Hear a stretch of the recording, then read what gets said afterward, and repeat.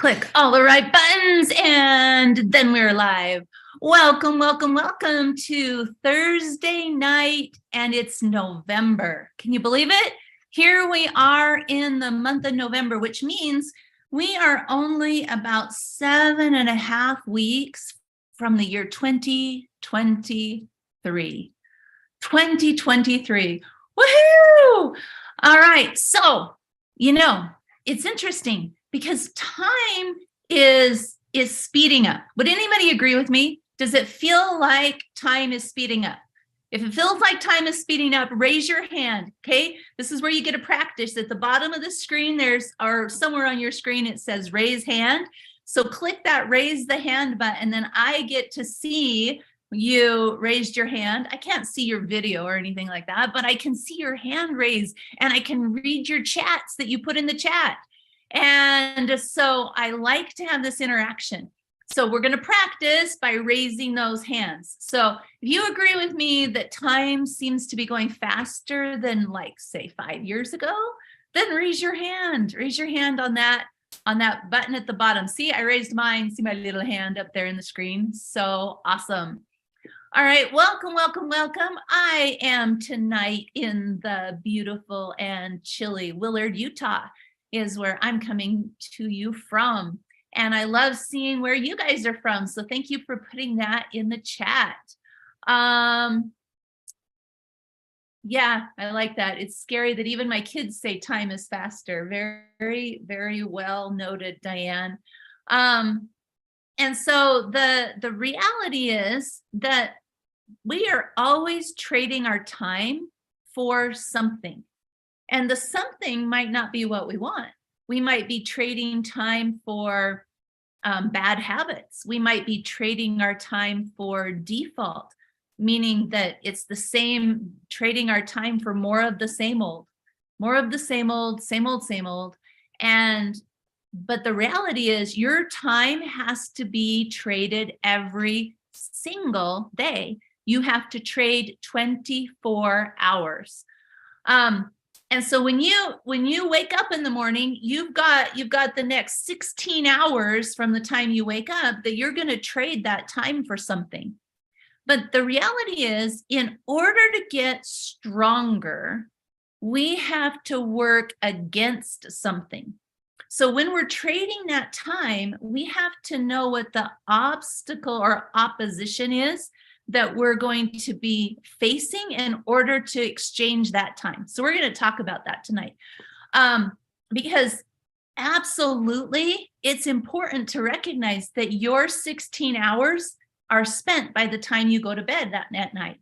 And to make the choice and to choose into spending some of that time on this webinar tonight is one of those examples of being able to get more out of your time than you normally would. Because it is possible to get more out of your time than the default. And my intention tonight is to make sure that in the 2 hours that we spend together, you get way more out of your time than you would out of default spending your time. So just pat yourself on the back for making a wise decision to be here tonight. Because I made that decision, and I made that decision because I too intend to exchange my time for a much better version of myself than I would have had I just spent that time in default. Because time will pass whether we choose to what we're going to do with it or not. So welcome to tonight's webinar. And our webinar tonight is titled Getting Unstuck, a GPS Guide. So I'm going to be talking about what we need to do to manage this thing right here that's between our ears, that's inside of our head. Our brain and the thinking that goes on in that brain is a passion of mine to understand what's going on in there. And so last month, if you watched my webinar in October, by show of hands, let me see if I lowered the hands yet. Where's my lower the hands button? I don't know. Okay, it looks like we did. What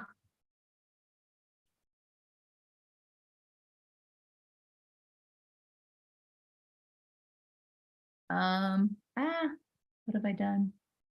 I don't know what I did. Hang on, you guys, I can't see my window. I popped it out somehow. I don't know what that means, but we're going to do that. Okay, so by show of hands, how many of you watched my webinar in October where I talked about emotional coping patterns? Did anybody watch that? Oh, there's the hands. They're in a different place than I'm used to. Okay, that's all right. Okay, so some of you did. It looks like about a fifth of you watched that. If you haven't had a chance to watch that, I highly recommend you go into YouTube and you search Ann Washburn, emotional coping patterns, and you go watch what I talked about last month, because my intention is, with time speeding up, I'm going to use that sped up time to speed up my progress to becoming a better version of myself. And every time I work on me, I learn things that I want to share with other people, because that's something that was instilled in me by my parents. My parents were both school teachers. My mom taught kindergarten and my dad taught at the college level at the university. So my parents interacted with the just getting into school and the just leaving home ages of kids. And they instilled in me a love to sharing with people, a love for sharing with people what I personally am learning. Because the thing is on this planet, we're connected to each other. And that means that we have similarities. We have things that we will understand from each other. And so I love sharing what things that I have bettered me. If you're in on that, raise your hand for me so I know that we're in the right place at the right time, because you want to hear things that I personally used to better me. Awesome. Yeah, so my Lisa, if you haven't seen the October webinar, I highly recommend it, because I shared some really powerful understandings about how our emotions work and how they stop us, and how we can use them to move forward faster. And then this week, right now,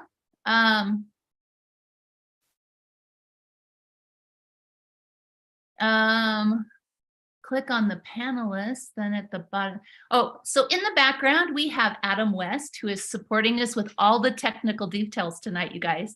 So will you please, I know I can't hear you, but will you just give him a little round of applause, because we're so grateful that he's supporting us.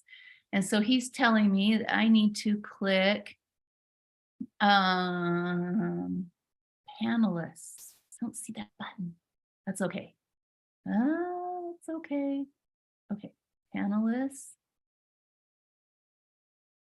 You guys can hear me and see me okay, right? So I didn't break that. All right. Okay, you can hear me and you can see me. So I didn't break that, but I need to push, let's see.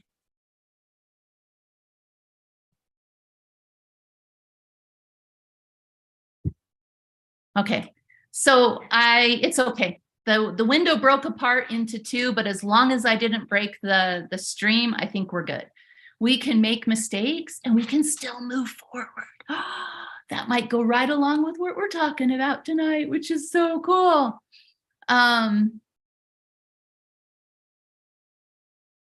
Yeah, I don't have that button, Adam. I don't know why. All right, it's okay. It's totally okay. So tonight, let me share my screen with you, because tonight we're going to talk about the thinking portion. Last time we talked about the emotions. So I'll show you. Last time I shared this last time. I talked about how to have movement and growth.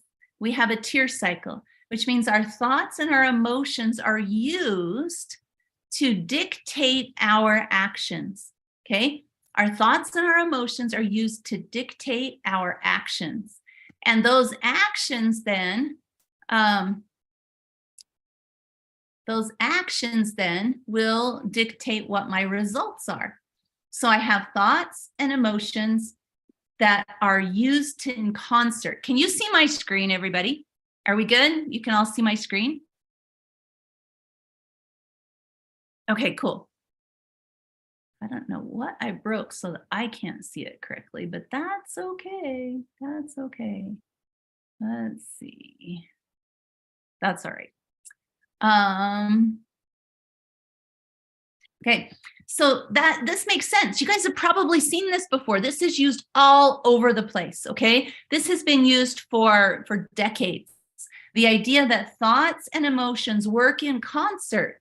They also work against each other to try to make us have actions that don't lead to new results.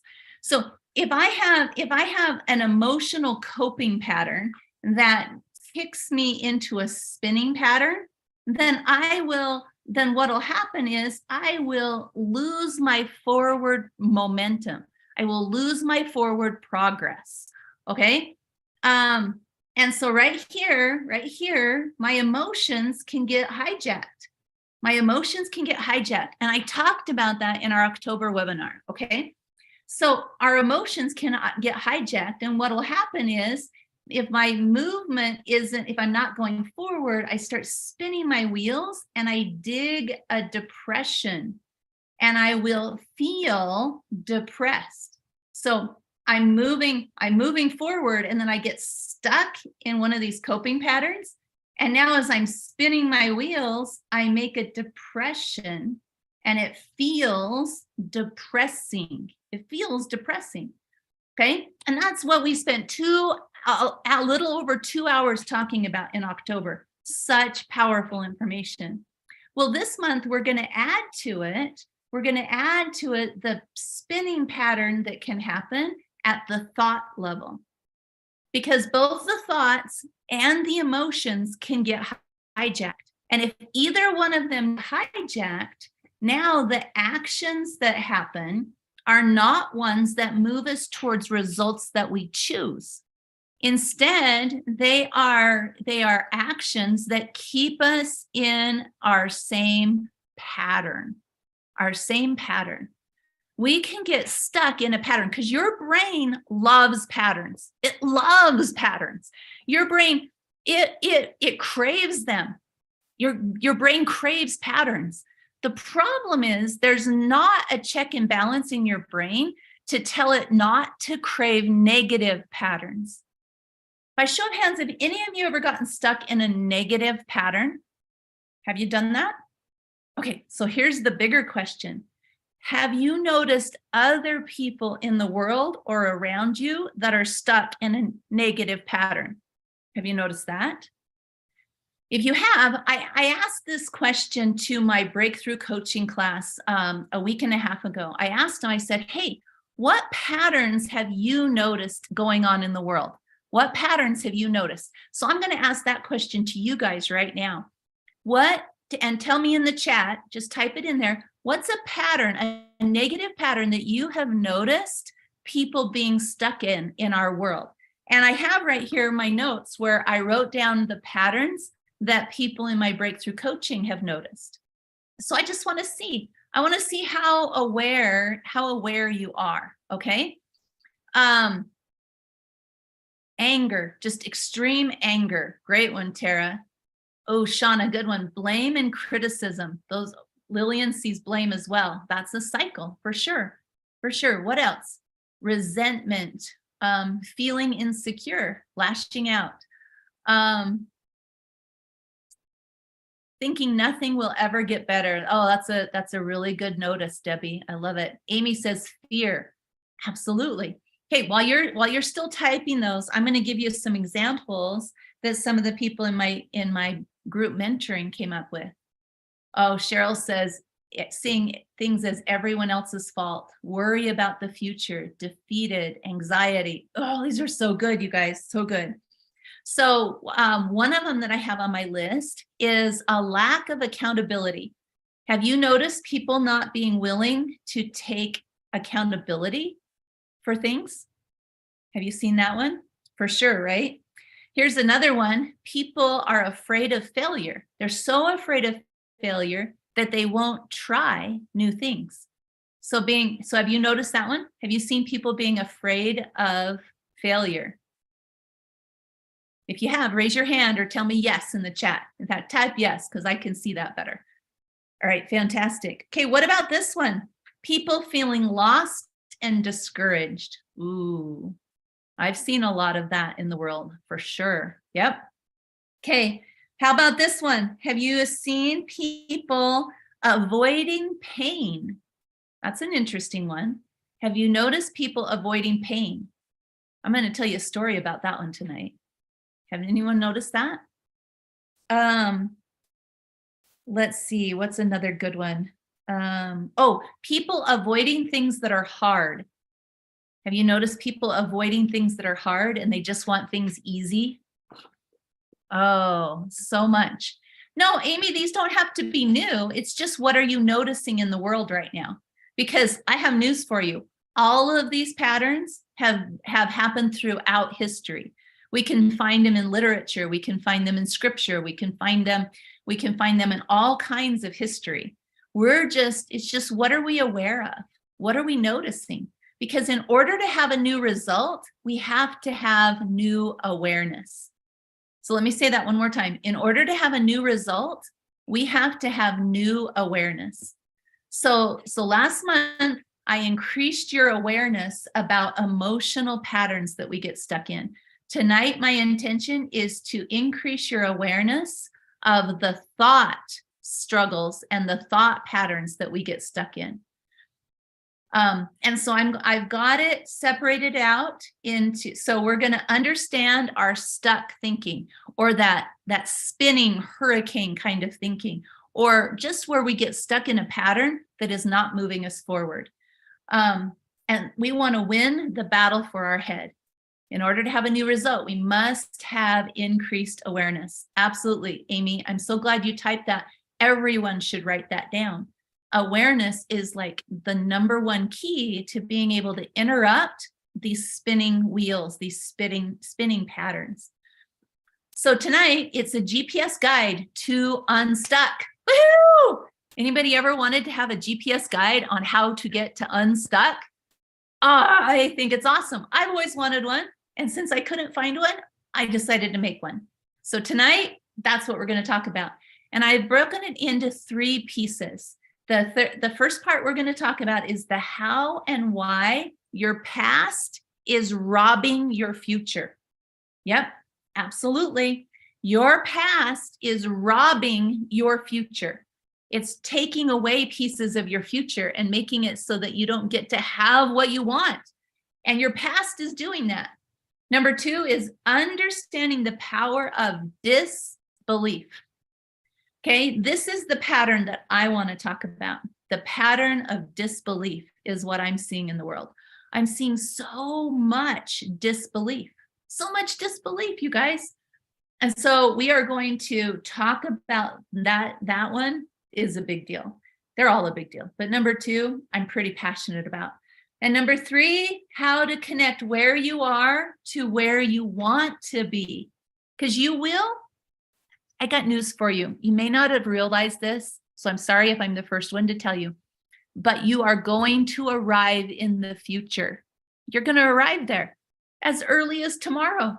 The tomorrow is the future. We keep arriving in our future, but is that future the one that you want, or is it just the one that shows up? Good question. Is that the one you want? Or is it just the one that shows up?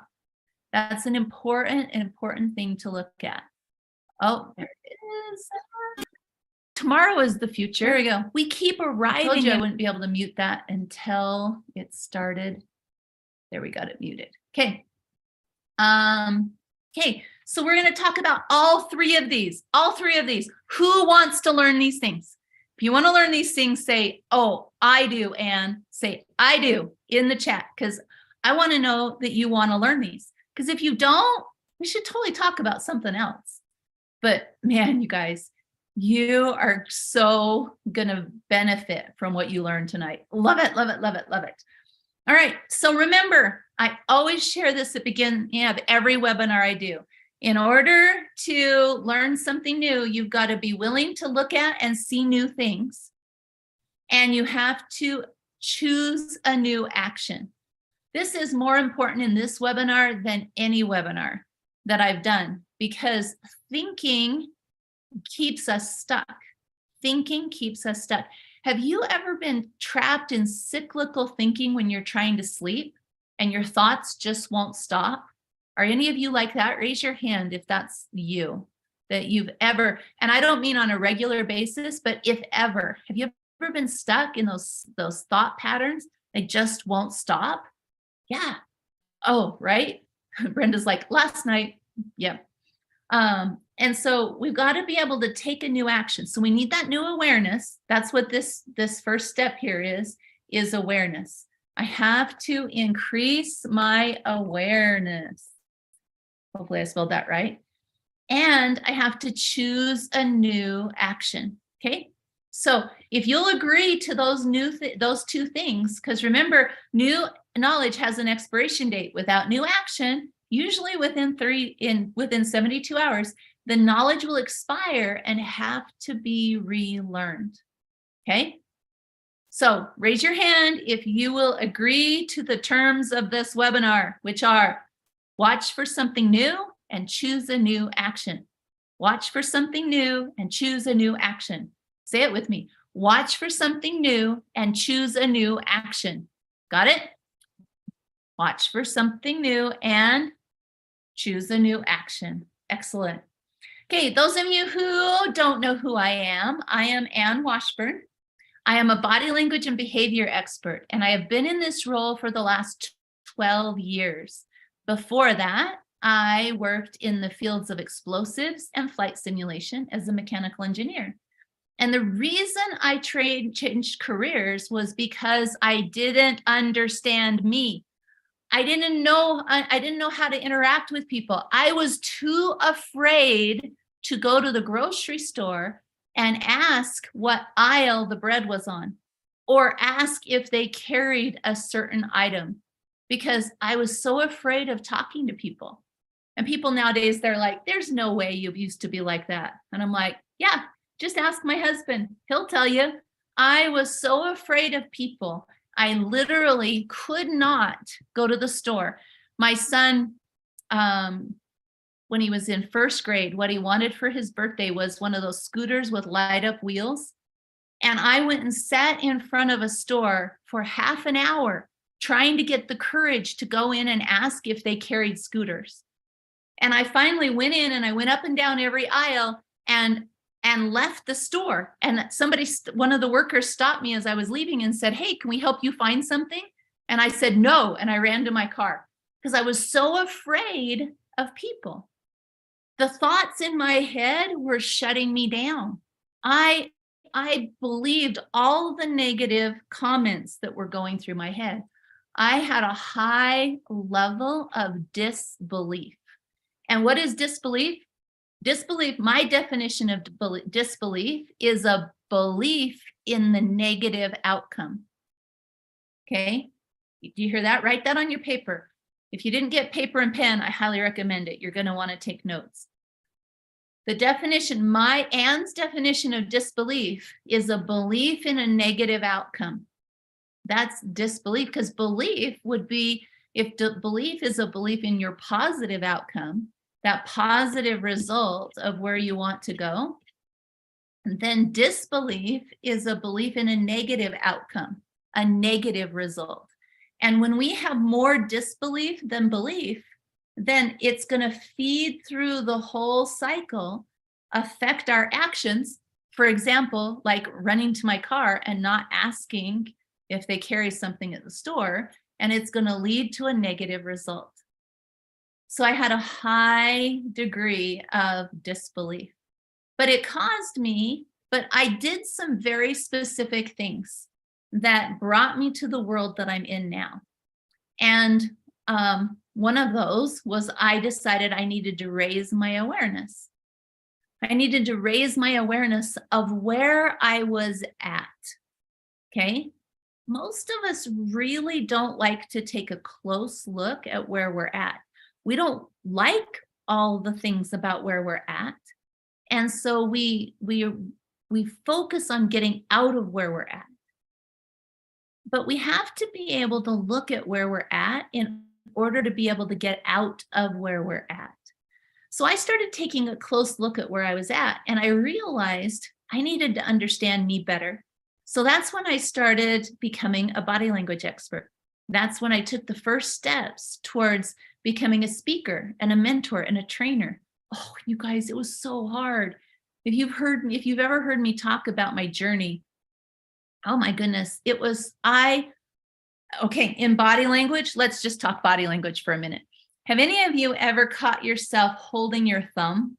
I'm just curious. You don't have to have, but if you ever caught yourself holding onto your thumb or seen somebody else, maybe even a baby holding their thumb, either hand, have you ever seen that? Raise your hand for me if you have, because I'm just curious. Maybe I'm the only one that's ever noticed it. Well, when your thumb in body language has to do with willpower. And if you think about your thumb being covered by your other fingers, this is kind of like a blanket, and you're covering that willpower. You're like comforting that willpower. And yes, there's thumb suckers out there, and thumbs have to do with willpower. I'm talking mostly about kids. Sometimes there's adult thumb suckers, but anyway. But I caught myself when I was changing my career, when I started doing these scary things like that were totally outside of my comfort zone. I caught myself holding my thumbs all the time because I was comforting my willpower. I was so afraid of that forward movement that I was comforting my willpower. And it took all I could do to go and talk to people. You guys, I couldn't ask somebody at the store if they carried a scooter, and I wanted to go stand on a stage and talk to people. So scary, so scary. And so I wanted to increase my awareness of me. And so I began the steps that I'm going to teach you tonight about increasing my awareness of me and getting a hold of the thought processes that were going on in my head. So since then, I've given more than 5,000 presentations. I've been on radio and TV. I should go back and count. I have lost count a little bit. I've created programs and audio recordings. I've worked with more than 1,000 people on stage, live in front of audiences. Way more than 1,000 now. And I'm gonna share a piece of that with you tonight. That's something I've never done, but I'm gonna share something I've never shared before. So it'll be cool. So that's what started me on that path of becoming who I am today. In order to be more than who we are today, I have to interrupt the patterns that my brain loves. You hear that? Let me say it one more time. In order to become a better version of myself than I am today, no matter where I am, because I want to become a better version of myself. I am today a better version of myself than I was 12 years ago. I'm a better version of myself than I was 1 year ago. But next year, I want to be a better version of myself than I am today. Are you guys in the same boat? Would you like to be a better version of yourself next year than you are this year? Yeah? Sheila does. Woohoo! Ellen does. Yeah, we want to become a better version of who we are. So in order to do that, I have to interrupt the patterns that my brain loves. Somebody type that in the chat for me. To become a better version of me, I have to interrupt the patterns that my brain loves. Your brain doesn't have a check and balance on what is a good pattern and what is a negative pattern. It just loves the patterns. Thank you, Alan. Good job. Yeah, better than I was a year ago. So in body language, some of you may have watched my TED Talk that I did on body language. My specialty that I choose to focus on is helping people use their body language to access more of their own amazingness. And so in communication, there are 3 voices of communication. There's our gestures, the tone of our voice that's influenced by our emotions, and then there's the words that I speak. The words that I speak. Our subconscious is the I'll go into what that is in a minute, but our subconscious prepares words for us to speak before we speak. So we have more words that go through our head than come out of our mouth. That makes sense, right? Have you ever done that? You've been in a conversation with somebody and there's like words going through your head and you're like listening to all these words while you have some of the words coming out of your mouth. Am I the only one? I like have a conversation that goes through my head while I have words coming out of my mouth. For example, when I was at that store, that hardware store, wanting to ask if they carried scooters, and that guy is asking me if he can help me. And I have all of these comments go through my head. It's some like, oh, he's going to think you're stupid. Or, some of the comments are yours and some of them are from other people and some are things that other people have said, but they're patterns. Remember, your brain loves to see patterns.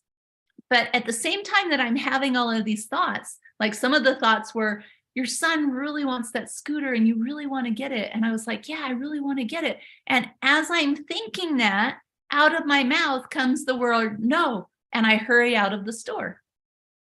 What's in our head and what comes out of our mouth often do not match. What are you talking about, Anne? Am I wrong? Often what's going through your head does not match what's coming out of your mouth. There's a disconnect between the two. Okay. And so then, so that goes both ways. So just like in body language, I teach people that they can interrupt the programs. So our patterns are in our subconscious part of our brain. I talked about this last month. Our patterns, we get them as we're growing up, and those patterns are in the subconscious part of our brain. And we can use our body language to help interrupt those patterns.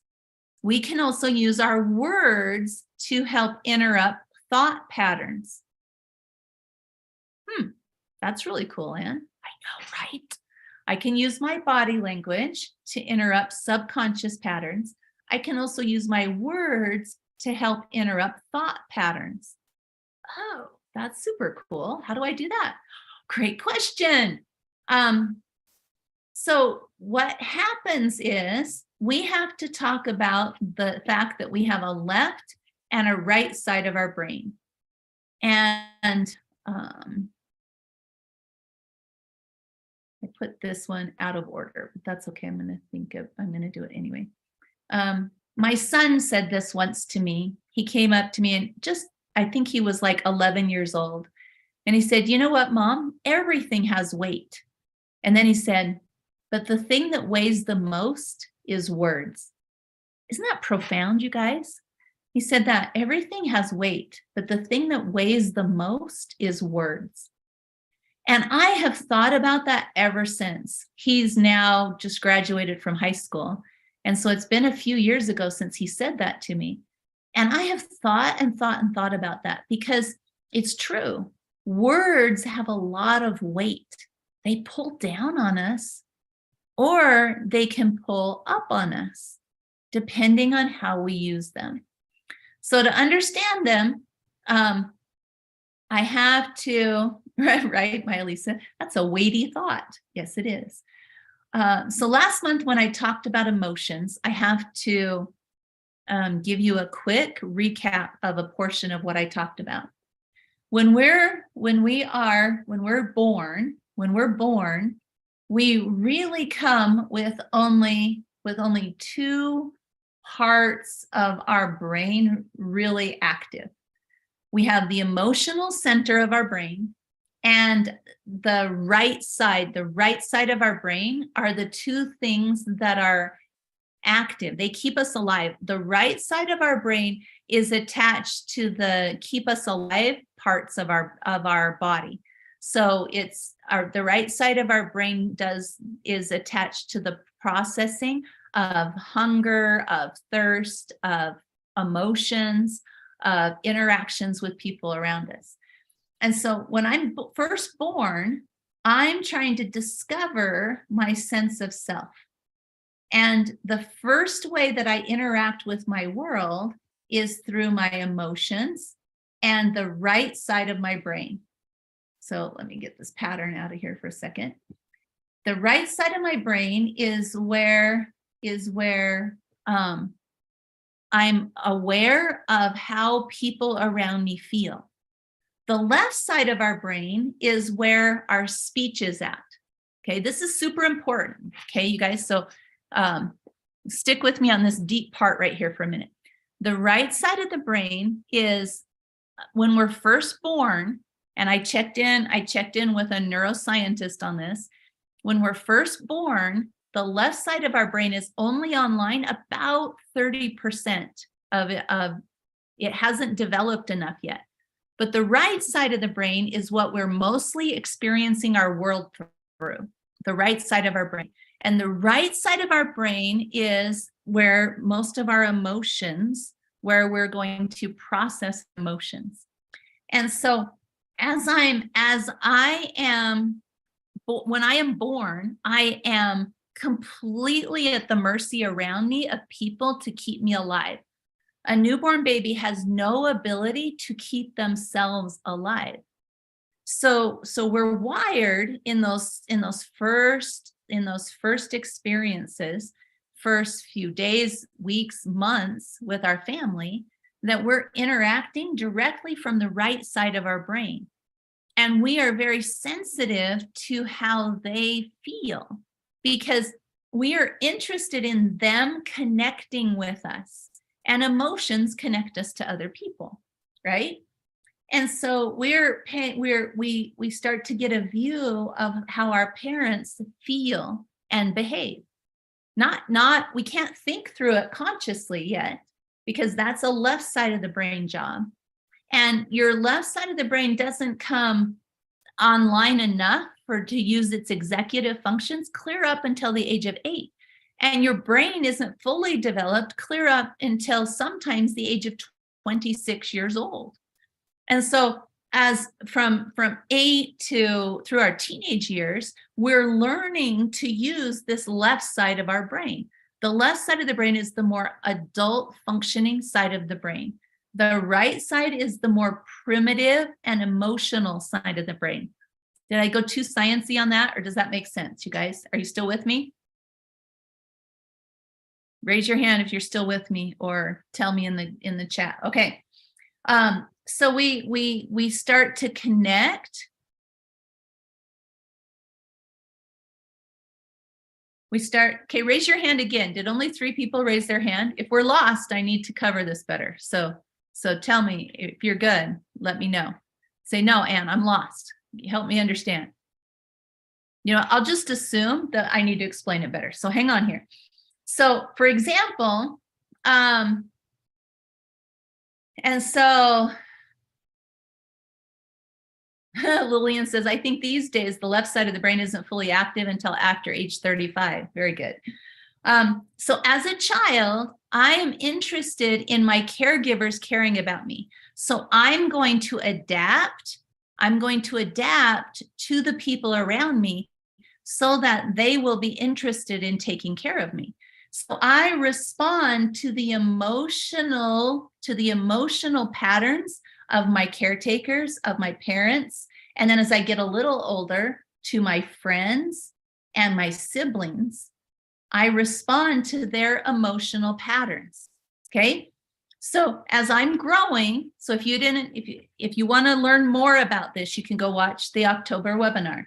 But the nutshell version of this is that when a baby is born, they're experiencing their world through the emotional centers of their brain. Does that make sense? That's very simple, a simpler way of looking at it.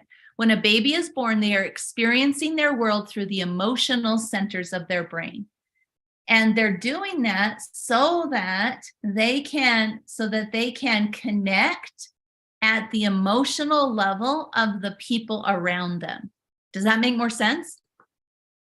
And so it is a survival instinct for us when we're born to first experience our world through an emotional interaction.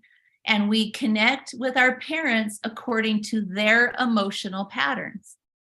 Well, and what happens if my parents don't have very healthy emotional patterns? Here's my parents, Melvin Lyle Sanford and Donna Lee Hendricks. Those are my parents. I love my parents. And you know what?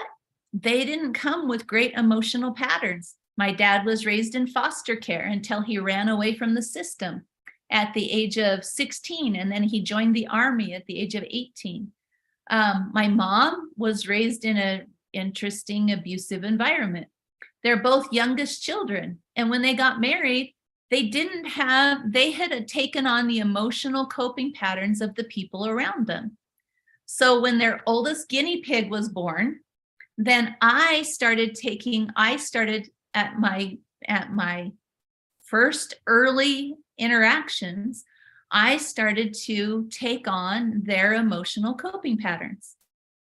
And so those emotional coping patterns came from my parents, my caretakers, my siblings, my friends, my experiences. Now, does that make sense? I can have a tendency to go too sciencey. I know. Okay, raise your hand if you caught up with me now. Are we good? I still can't see the hands being raised. So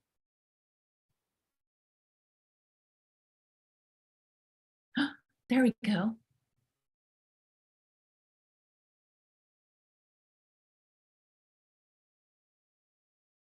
Look at this. I think I found the button that Adam was trying to get me. There we go. I think I fixed my screen. Yes. Okay, now I can see it. Yay. All right. So I found my raise the hand screen. So one more time. If you've caught up with me now, raise your hand. Yay. Now I can see all the hands. Woohoo. All right. Fantastic. So now as a child, I've adopted these coping patterns, these emotional coping patterns of the people around me. Now, when I arrive at the age of 8, I start to absorb the thinking patterns of the people around me. Because now, from the age of about 8 on, I'm starting to use more of the executive functions of my brain. So in the left side of the brain, I start first with things like speech and language. Okay, that's going to be the first thing. And then I start to learn to solve problems. And so now I am through my preteen and my teenage years, I'm going to start absorbing and reacting and responding to the thinking patterns of the people around me, right? And so now as an adult, I've got all these patterns that were placed in me as I was growing up. Who thinks they have a few patterns going on inside of them that are not helpful? Raise your hand for me on that one, right? It's like, yes, I will raise both hands on that one. I have some patterns going on that are not helpful. And so these coping patterns, so here I drew it a different way. These coping patterns that got placed inside of me are now influencing all of the areas of me as an adult. So they're affecting my interactions with food, with my extended family, prosperity, time, perfection, kids, physical self, spouse. All of these are being affected by the thinking and the emotional patterns that I took on as I was growing up. Okay? A great example, Marilyn, jumping to conclusions, making myself miserable. But what I want you to understand from this is that thinking is an adult job. Thinking can solve problems and upgrade programming. This is super important. Thinking is also an individual event. My thinking helps my growth. My thinking helps my growth. That means that I have to do my own thinking. But I may have adopted a pattern growing up of letting other people do the thinking for me. The other thing that happens in the left side of the brain is choices. Choices are made in the left side of the brain. So I made you a brand new screenshot tonight. Anybody love new screenshots? Woohoo! Say, yep, me, I love new screenshots, right? Okay, so here's the new one. And you won't find a screenshot like this out on the internet, because this is how I use the understanding of left and right side of the brain. Because what I noticed, let me show you, let me change my screen here. What I noticed is this: when you go out on the internet and you try to find a screenshot of the left and the right side of the brain, here's my Google search that I did. Can you see that? So I just typed in, notice right here, into Adobe Stock, I just typed in left brain. And here's all the pictures that came up trying to describe left brain, right brain. And do you notice a theme here? The way the world looks at left brain, right brain is they say, oh, the right brain people are the fun people, the creative people. And they start labeling people as left brain or right brain. The left brain people are analytical and they're more boring. And do you see the theme going on here? The right side of the brain is fun and the left side of the brain is boring. Have you ever gotten that impression talking about this? I mean, it's all over here. Look at all the fun right side of the brain and all the boring left side of the brain. But I got news for you. If you don't use both, you are a whole-brained person. You are a whole-brain person. And if you don't use your whole brain, you cannot create the future that you want. Did you hear that? If you don't use the whole brain, you cannot create the future that you want.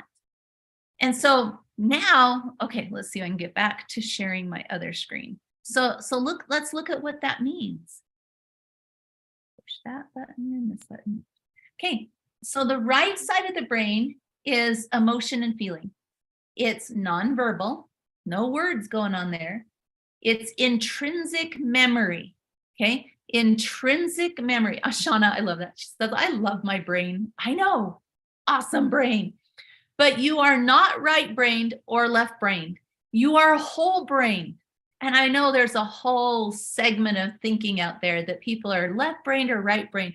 I hear people say that all the time. They're like, you know, I'm really right-brained. Can you make that, can you explain that again? Or I'm really left-brained. Can you use more numbers? Can you do that? But the reality is, in order to create the future that you want, in order to create, which is our tier cycle, in order to create, I have to use both sides of the brain, thoughts and emotions. Do you see that? The thoughts are generally the thoughts are processed in the left side of the brain. The emotions are processed in the right side of the brain. Both can get hijacked, and either one being hijacked causes the actions to be not the result that you want. It causes the actions not to be the result that you want. And so the right side of the brain is where our emotional coping patterns are. It's where imagination is. It's also where fight, flight, or freeze is triggered, okay? Because we have a brain stem down here, which is our unconscious, because there's a few sciencey people on here that are like, wait a second, what do you mean by that? But that brainstem stuff is mostly processed or run up through the right side of the brain. The left side of the brain, so look at why this matters. All right. Okay. Why this matters is this.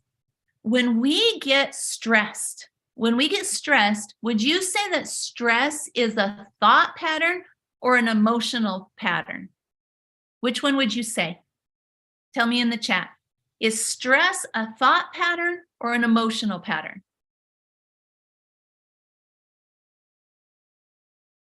All these non-committal people. It's both, either.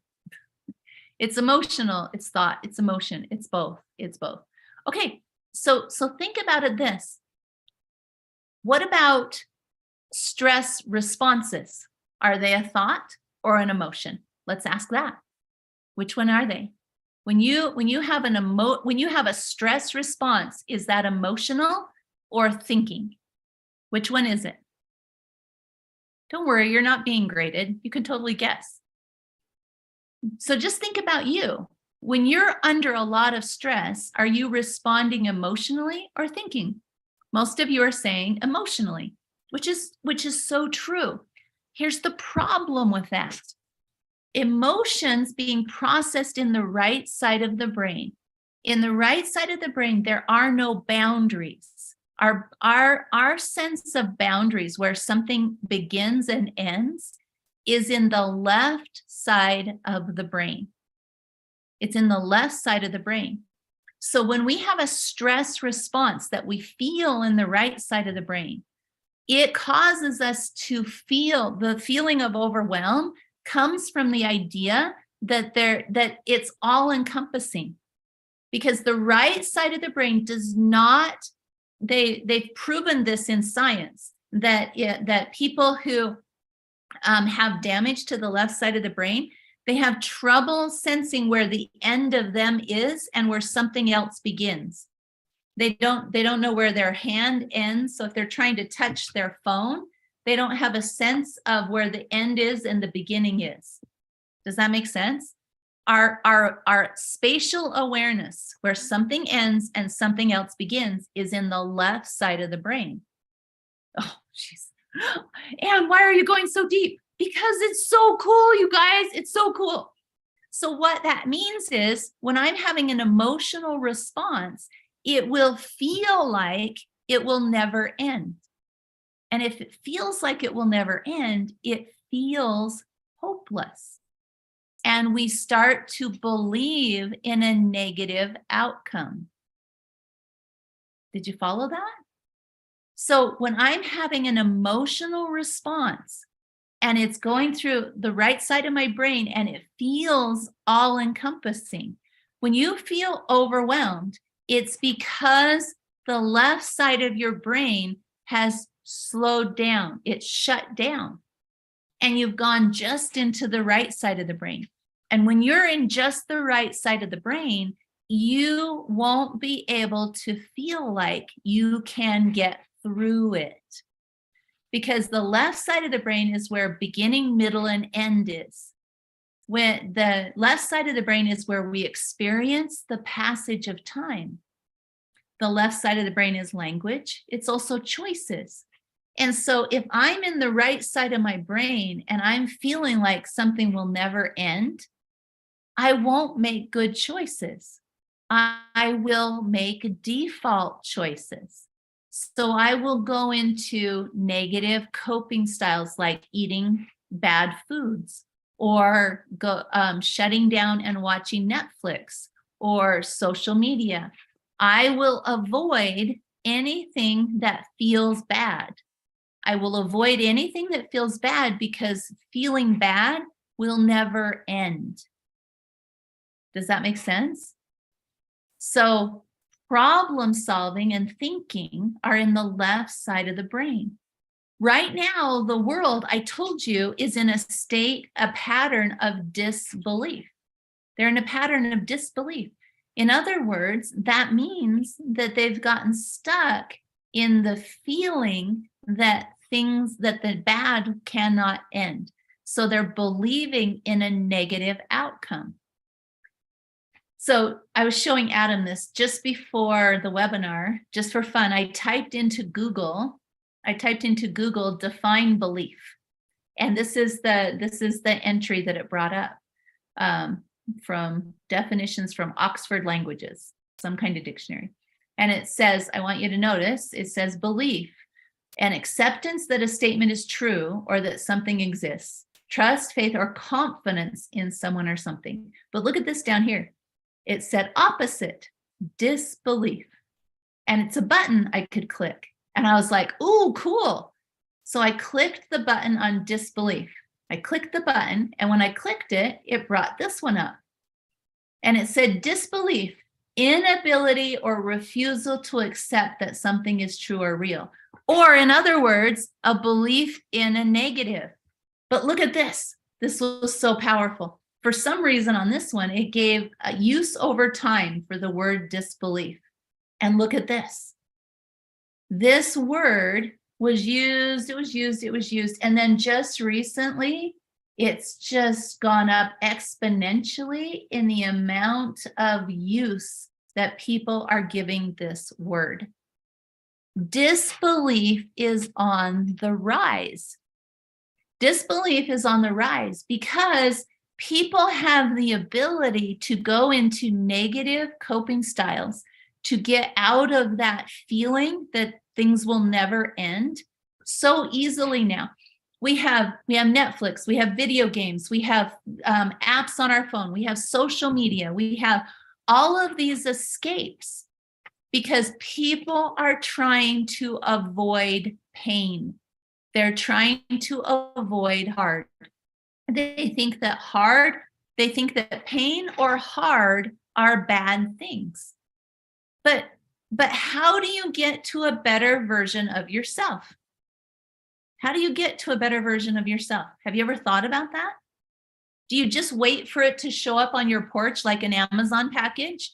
Do you just keep opening your front door, hoping that one day you're going to open it and there on the porch is a better version of you? I keep looking and I have not received an Amazon package that says better version of Anne on it. I don't know about you, but I haven't gotten one yet. So what does it take to become a better version of you? I said it earlier. We have to be willing to interrupt the patterns that our brain loves. We have to be willing to interrupt the familiar, the easy, because your brain it feels a lot of fear and hopelessness when it doesn't know how to interrupt a pattern using the left side of the brain. So I'm gonna show you a clip. I'm gonna show you a clip from one of my breakthrough coaching classes. Because those of you that know me, I teach a class called Breakthrough Coaching. And what's beautiful about this breakthrough coaching class is that it gives me a chance to work with people while other people watch. I get to mentor people while other people watch. And sometimes when somebody's working directly with us, we can get stuck in the negative patterns because we're worried that the person is judging me that I'm talking to. So sometimes we can actually learn more from watching somebody else get help. So I used to teach a class called Break Free Intensive. Raise your hand if you ever went to Break Free Intensive class. Did you ever go to that class? Powerful class. Such a cool class. And in that class, I would have people come up on stage for the whole 2 days of the class, and I would mentor them in front of everybody else. And now in breakthrough coaching, I have that opportunity, but I get to work with people all over the country every week because of the internet. And so what I also get to do is record the classes so that people can go back and watch them. And so what I'm going to show you here is a little clip from a class that we held a week and a half ago. And a week and a half ago, we were talking about this topic that we're talking about right now. We were talking about patterns and getting stuck in patterns. And I told you, I asked them, what patterns have you noticed? And somebody in the class, and I asked her, and she said I could share this story. Somebody in this class brought up a pattern that her teenage daughter is stuck in. And she says, my teenage daughter is stuck in a pattern of avoiding pain and avoiding hard. And she said, the example is, she said, she needs braces. And for 2 years, we keep letting her choose whether or not she'll have the braces. And for 2 years, she's been saying, no, I won't do it. I don't want to. I know it will hurt, and I don't want it to hurt. And so she asked me in Breakthrough Coaching, she's like, okay, what do we do about that? And so I want to show you a clip of what we were talking about in there, if you want to see it. Does anybody want to see a clip out of Breakthrough Coaching? All right, let's see. Yep, okay, there's a few people that want to see it. So to show you that, all right, here we go. Now I got to push all the right buttons, and I tested this and it worked. So let's see.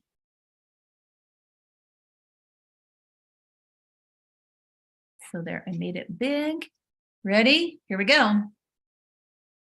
Because as I'm thinking through what you're talking about, you know, I'm just running through all the people I've seen, especially in the millennials and younger, they are very much averse to pain. They really are, because they've had less pain than anybody in history.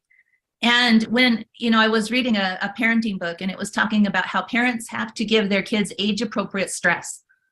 And I was like, huh, that's interesting. But but they had a good point. They said if parents don't give their kids age-appropriate stress, they will get random stresses out there that they won't know how to deal with, because they haven't had a chance to go through their age-appropriate stresses.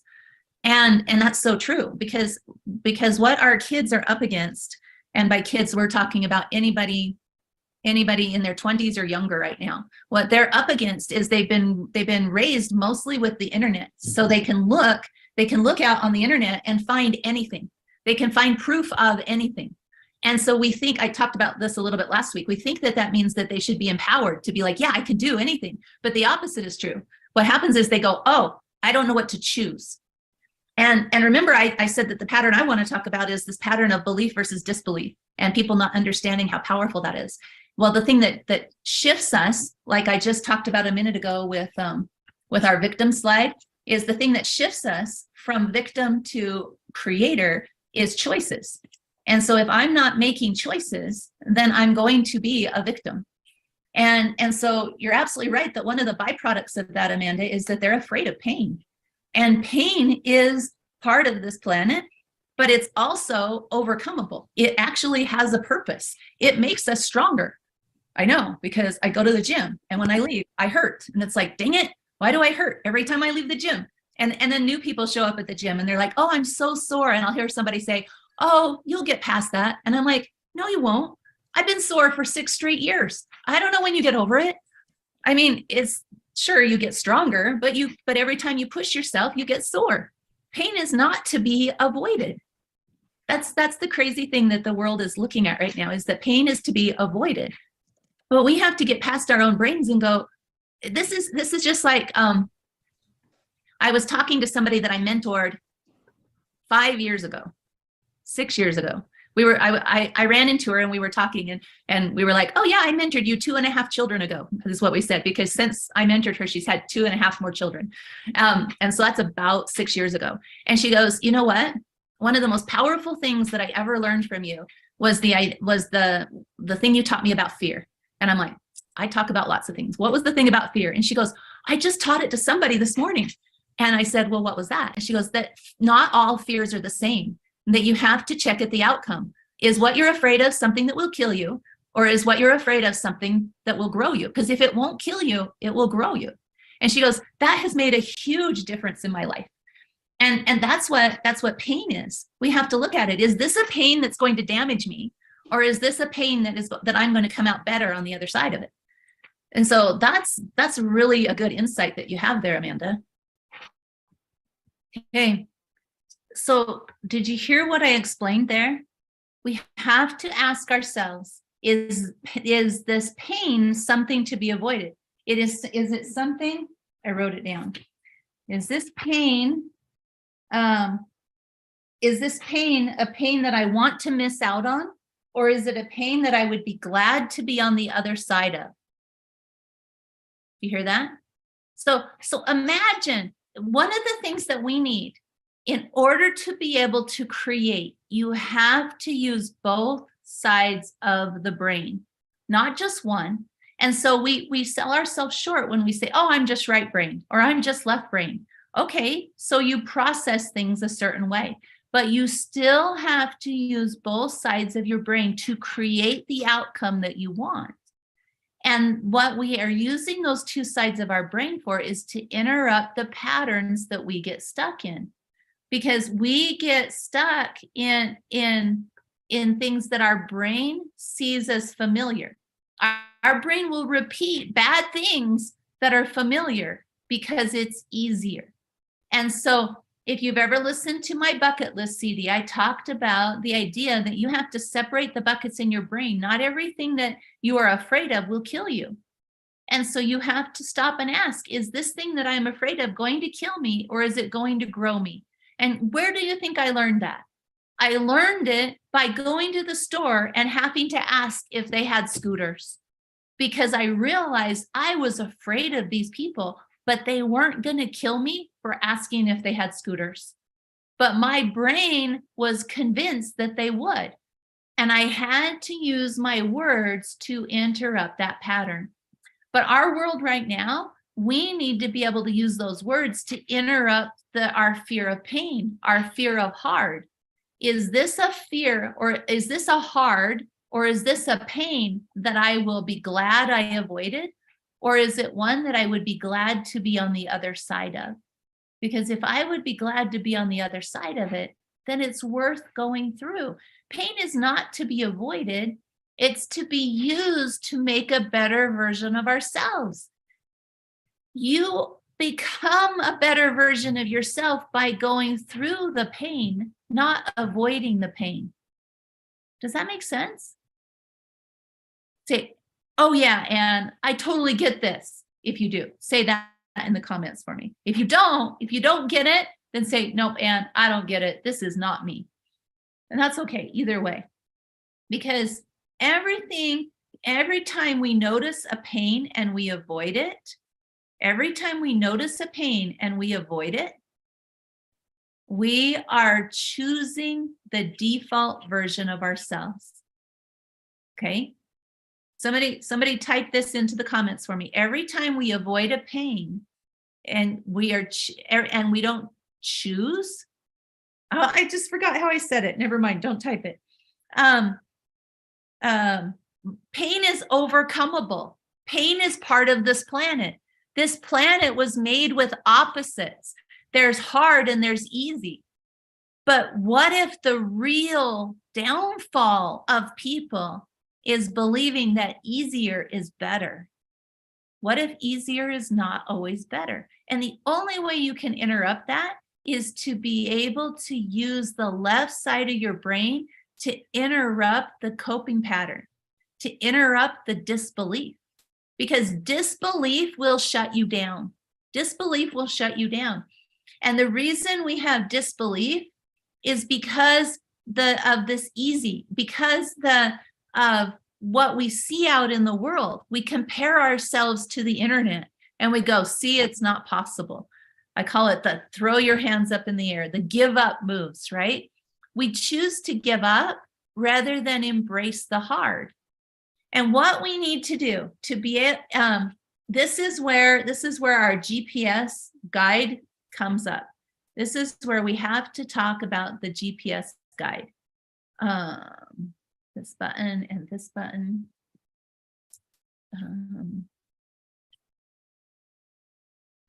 Let me get the screen. Okay. So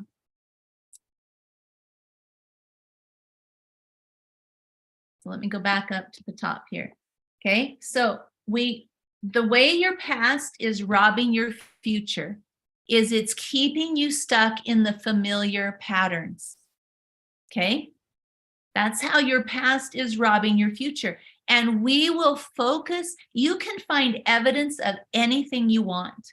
And so when we have a belief in a negative outcome, we look for evidence of that negative outcome, and you will find it.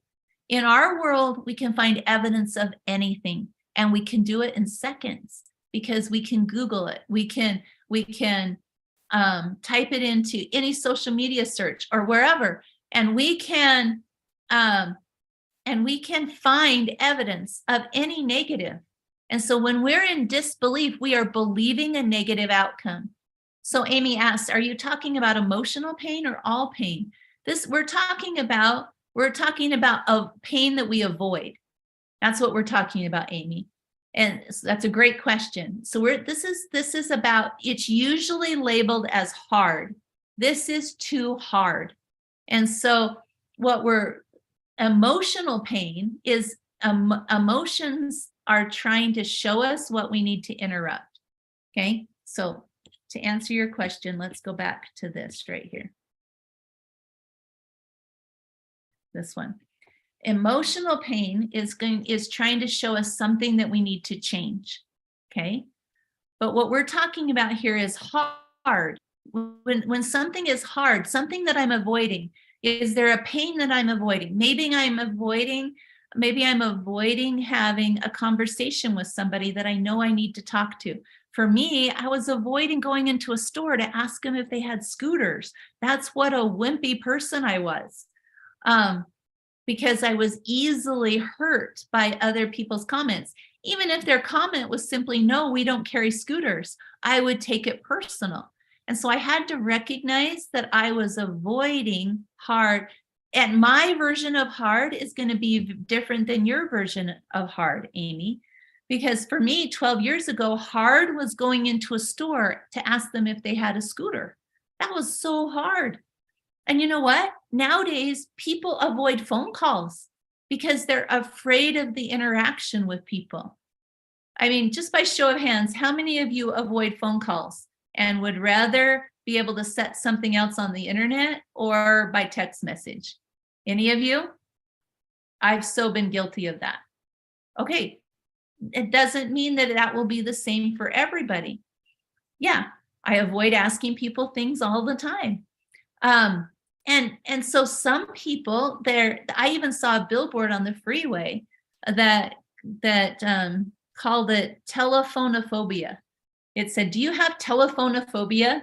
And I was like, oh my gosh, it's spreading around the planet because people are stuck in believing that hard is to be avoided. But just like I talked about in that breakthrough coaching segment there, that I read a parenting book that said parents have to give their kids age-appropriate stress, because if not, their kids will encounter random stresses and not know how to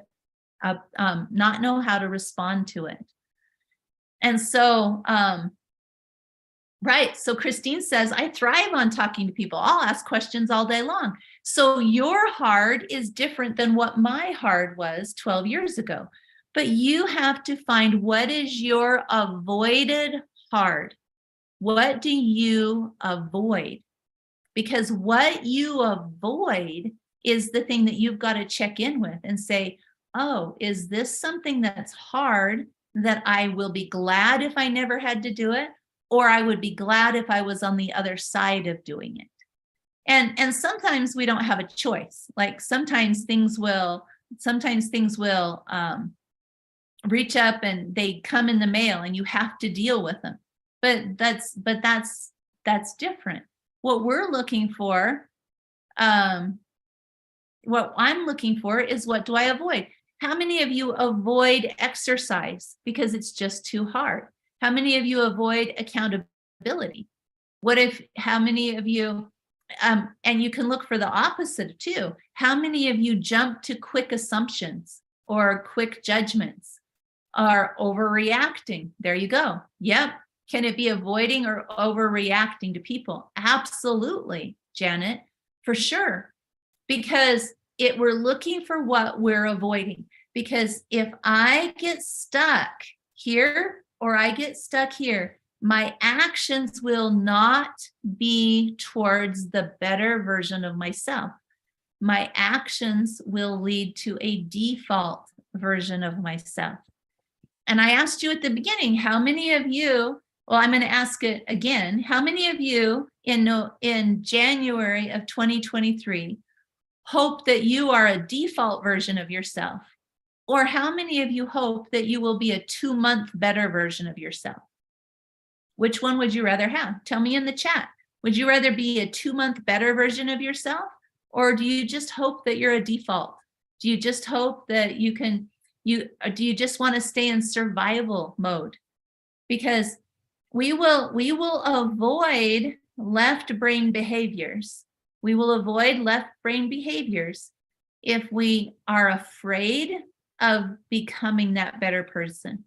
Because a lot of people I interact with, they say they want to be a better version of themselves. And so I sit them down and I help them map out what it would take to be that better version of themselves. And they're like, yes, I'll do it. And then what they do is they won't be accountable, or they avoid accountability, or they're afraid of it, because it's that they would like to be over there, but they're afraid of the in-between. They're afraid of the messy in the middle. Because where I'm at versus where I want to be, there is messy in the middle. There is messy in the middle. And so you're looking for what you avoid. 2 months better. I want to be 2 months better. I don't have to be perfect. So hard to get past the default, right, Janet? We got to embrace the fact that here's what happens, you guys. So here's my GPS picture. When you tell your GPS, I want to go somewhere. Have you ever experienced this? I've done this. I've pulled up the maps and I've said, I want to go here. And it comes back and it says, where do you want to start? And I'm like, right where I'm at. And the GPS says, where is that? Have you ever had that happen? Have you ever had that happen and you couldn't figure out how to tell the map where you're at, where you're starting from? I so had this happen just recently. I pulled up the map and I said, here's where I want to go. And the map said, it was one of those voice ones. It was in a car that I was renting. And I said, here's where I want to go. And it said, navigating from where? And I'm like, right here. And the car's like, navigating from where? And I'm like, from right here. And I had to figure out how to tell the GPS where to start from. And so then I got curious. So I pulled up the map on my phone. And sure enough, when you open it, you can tell it that you want to go somewhere. And then it says, where do you want to navigate from? Where do you want to start from? And I'm like, oh, that's really interesting. How many of us are not clear on where we're starting from? Because if you don't tell this GPS where you're starting from, it cannot give you accurate instructions on how to get where you want to go. This is super important, you guys. Listen to that. If you can't be clear on where you're at, you cannot get accurate instructions on where you want to go. And this is one of the things that our brain tricks us on. Your brain keeps you stuck by not letting you be clear on where you're at. Your brain, oh, this is the one I want. Your brain will avoid where you're actually at because it is avoiding the hard. It's avoiding the pain. And so we will try to sugarcoat where we're at, or we'll pretend. This is where we put on blinders. We put on blinders and we say, you know what? I'm not going to actually look at where I'm at, because the blinders are things like, when I can't take responsibility for where I'm at, I can't have responsibility for getting where I want to go. Did you hear that? If I'm not taking responsibility for where I'm at, then I can't take responsibility for where I want to arrive. Have you considered that before? So Shauna says, I want to be better. What am I avoiding? I want to be better. Am I making choices that are actually degrading my best right now? Avoidance plus degradation. That's a cool new word. I love it. So this is where we get in trouble. In order to get to where we want to be, We have to be clear on where we're at. But we'll avoid where we're at, because where we're at, it requires accountability. It requires responsibility. It requires using the left side of our brain. I thought it was a great new word, Shauna. It was awesome. We avoid taking responsibility, and there's many reasons why. And this is what I excel at helping people with. Is it's so helpful to have somebody else be able to look past your blinders, because we all put on these blinders. Here, take your hands and put them up to the sides of your eyes for a minute. This is if you haven't seen it before, if you search horse blinders, they will put blinders on horses so that they can't see side to side. Because when the horses can see side to side, they will race the horse next to them. So they'll put on blinders so they can't see everything. Right? Catherine says, if you don't know where you're going, any road will do, from Lewis Carroll. Yep. And so if you've got blinders on, then, and you won't be able to see the paths that come in front of you that get you to a new place. All you'll be able to see is the default path. So did you put your hands up here? What if where you want to go is you want to become a better version of yourself? And that's over here. If you have the blinders on, you are only able to go to the default version of yourself. You have to be able to take your blinders off. And so this is where a coach comes in. A good coach or a mentor is they can see past your blinders in a loving, caring, accountable way. And so I help people first see past their blinders, and then also take the blinders down so that they can see the next path themselves. Because your thinking and your emotion, your spinning thoughts, your spinning emotions will keep you trapped in the default direction. And so put your hands up again and say, I want to get my blinders off. Say it. Let me hear you. I want to take my blinders off. And then pull your hands down and notice how much more you can see. Did you do it? Come on, just play. I want to take my blinders off, and then pull them down and notice how much your field of vision improves. So I want to take my blinders off. So what keeps my blinders on? One of the things that will keep our blinders on is when we are wanting to keep other people or events responsible for the pain that we're feeling. Noticed in the clip from Breakthrough Coaching, I mentioned victim versus creator. I was teaching them about the difference between being a victim and being a creator. And remember, I told you guys some of this, that in order to create, we have to use both sides of our brain. That means that we have to imagine where we want to go and be able to put words on what is in front of us. We have to be able to use our words and our choices to be able to move up this path to where we want to be. And so I want to take my blinders off. And to do that, I've got to be clear on where I'm at. That's one of the spots in the GPS requirement on your phone. You have to be clear on where you're at.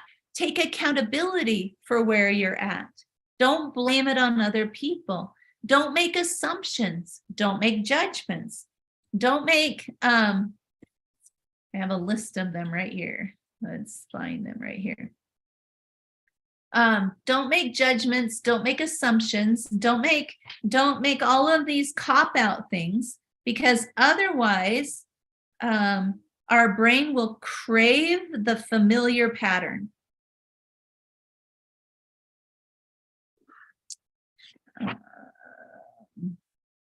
Okay, I don't see my list, but anyway, it's assumptions and judgments and justifications. All of those things are me not taking responsibility for where I'm at. And the other way that I won't take responsibility or accountability for where I'm at is if I want to hold somebody else responsible for the pain that I'm feeling. And so if I don't feel capable, if I don't feel like I can take steps towards where I want to be, I will try to get somebody else to have responsibility or accountability to get me to where I want to be. And so I have to be able to be clear on where I'm at and what my role is on where I'm at. So if you watch last month's webinar where I talked about emotions, that's getting clear on where you're at emotionally. This month is getting clear on where we are in our thought processes. Am I in belief or am I in disbelief? Because as long as I am in disbelief, I will not be able to take steps towards where I want to be. Because I have to believe that where I want to get is possible. And in order to believe that where I want to get is possible, I have to be clear about owning where I'm at. But the reason we won't is we use this word but. We use this word but all the time. I would like to go here, but this is all I have to work with. Or I would like to go here, but I have these people in my life that are a problem. I would like to go here, but I don't know the steps. We use this word but, and it triggers in the left side of our brain permission to stay in the default. Did you hear those words? Using that but is giving my brain permission to stay in the default. I would really like to be more fit, but I'm not willing to give up chocolate or sitting on the couch. I would really like to be more fit, but my spouse won't support me or help me. I would really like to be here, but my genes in my family, it's not possible. We have all kinds of buts. Or I would really like to apply for a new job at this one company, but my neighbor told me they're not hiring. I would really like to apply for a new job, but my mom doesn't believe me that I could do it. Have any of you ever used a but in your life? Like in this way that I'm talking about? Raise your hand for me if you are familiar with the buts. Well, the buts shut us down. They increase disbelief. So write that on your paper. Buts will increase disbelief. Right? Buts increase disbelief. On my desk right now, and usually on my shelf, I keep this because one of my past personal mentees that I worked with, they bought this for me and they brought it to one of our appointments and they gave it to me because in the appointment I was teaching them how to overcome the buts, because buts are increasing your disbelief. And so if they're increasing my disbelief, I've got to replace them with something. And the word "and" is a word of accountability. But is a word of disbelief. And is a word of accountability. So I could say all those same things. I would really like to be more fit. And right now, I'm having a hard time giving up chocolate and sitting on the couch. I would really like to be more fit. And I'm realizing I've been using my spouse as an excuse not to, my spouse, what did I say? I've been using my spouse's not supporting me as a reason not to get started. I would really like to be more fit. And my genes have been an excuse I've used. So I'm being clear about where I'm at, but not using it as an excuse. When you use where you're at as an excuse, you increase disbelief and you give your brain permission to reenact the default. Anybody need more ands in their life? Raise your hand if you need more ands in your life. This is how powerful words are, you guys. That a simple conjunction. You guys, are you old enough to remember that song? Conjunction, junction, what's your function? Remember that? That simple conjunction will change you from a place of default avoidance to accountability and forward movement. And so we need more ands. I would really like to apply for that job. And my neighbor told me they're not hiring. And I think I can look for other ways to apply. I'm going to use accountability and empowerment by using the word and instead of the word but.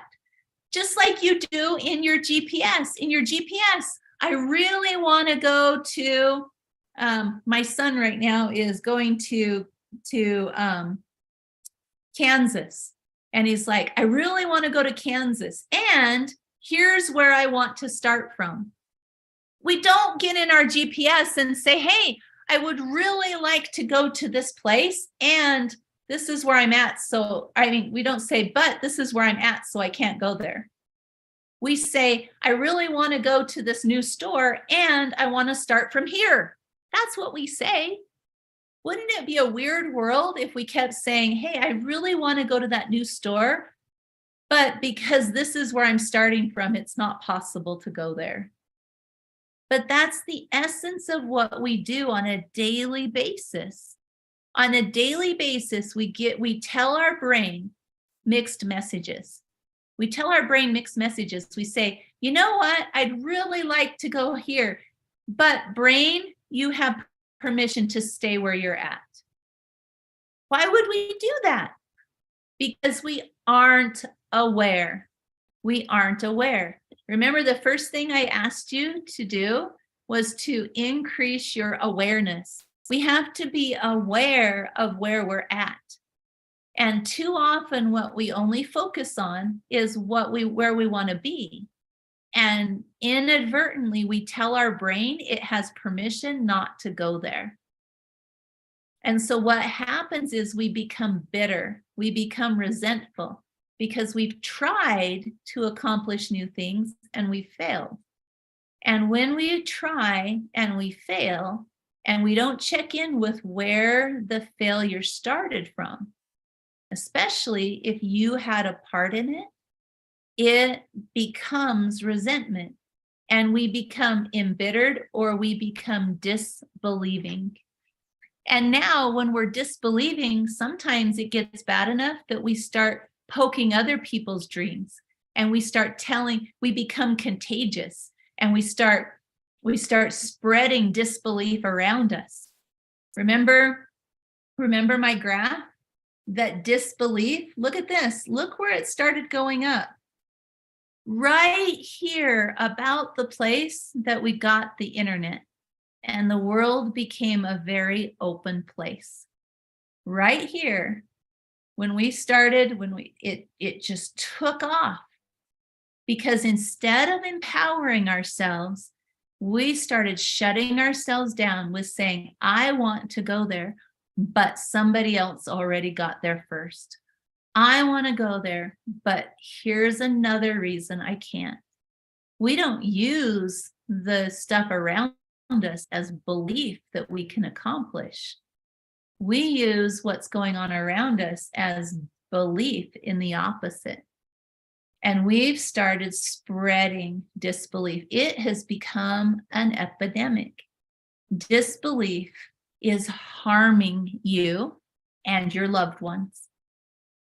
And as long as you stay in those patterns, you are destined to end up in a place of resentment, blame, justification, assumptions, criticism, and savior mode, jumping to conclusions, trying to protect people from anything hard or anything uncomfortable, all in the name of it's bad to have to hurt. It's not, you guys. Our world was made out of hurts. It's part of what happened. When Adam and Eve got kicked out of the Garden of Eden, they were told, guess what? Your garden's going to have a bunch of noxious weeds in it. And you know what? Mine does. I went out to my garden before it got too cold, and there were some awful weeds out there. And so why do we keep avoiding the hard? Weeding my garden makes my garden better. Me going to the gym, it makes my body stronger. Me having belief and trust and faith and optimism, that gets rid of my doubts, my belief in a negative outcome. So we need to interrupt. We need to be using the left side of the brain, the language and the choices, the language, the choices, and the problem solving. All of those, you guys, everything in the left side of the brain is part of creation. When I read pictures on the internet that say that the creation is in the right side of the brain, I'm like, whatever. You need your imagination. You need to imagine. The right side of the brain is how we time travel, because the right side of the brain is not bound in time like the left side of the brain is. And so we have the ability to think to the future and go, this is what it will be like when I accomplish this goal. Oh, that's so cool. And then we have to come back over to the left side of the brain to solve the problems that are between where I'm at and where I want to be. And so if you're stuck in cycles where you keep repeating the same patterns, you keep interacting with the same kind of people, you keep having the same kind of stresses in your family, if you're not having new kinds of problems, if it just keeps being the same ones, then you're trapped in one of these kinds of cycles, either an emotional one or a mental one.